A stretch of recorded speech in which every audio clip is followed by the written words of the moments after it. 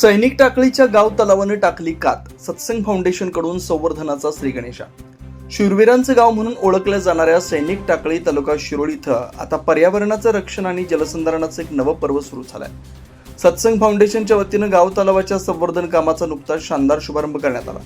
गावचा तलाव केवळ पाण्याचा साठा नसून तो गावाची जीवनवाहिनी असतो. मात्र काळाच्या ओघात आणि गाळ साचल्यामुळे या तलावाची दुरावस्था झाली होती.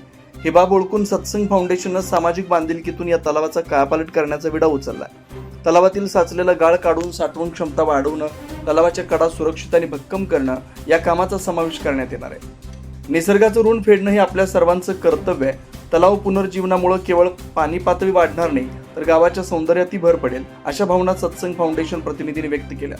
या कामाच्या शुभारंभावेळी सैनिक टाकळीचे ग्रामपंचायत सदस्य, माजी सैनिक आणि मोठ्या संख्येने ग्रामस्थ उपस्थित होते. सत्संग फाउंडेशनच्या पुढाकाराचं संपूर्ण जिल्ह्यात कौतुक होते. स्वच्छ गाव सुंदर गाव या संकल्पनेला यामुळे मोठं बळ मिळालंय. या प्रकल्पामुळे परिसरातील विहिरींच्या पाणी पातळीत वाढ होईल आणि पक्ष्यांचा बावरही वाढेल, असा विश्वास पर्यावरण प्रेमींनी व्यक्त केलाय.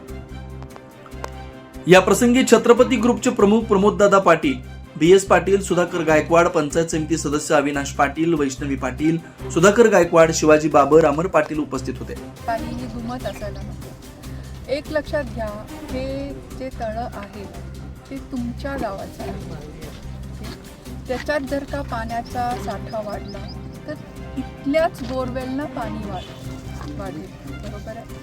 इथं जर का झाडं लावली तर इथल्याच हवेची क्वालिटी चांगली राहील. त्याचा फायदा कुणाला आहे? तुम्हाला सगळ्यांना. बरोबर.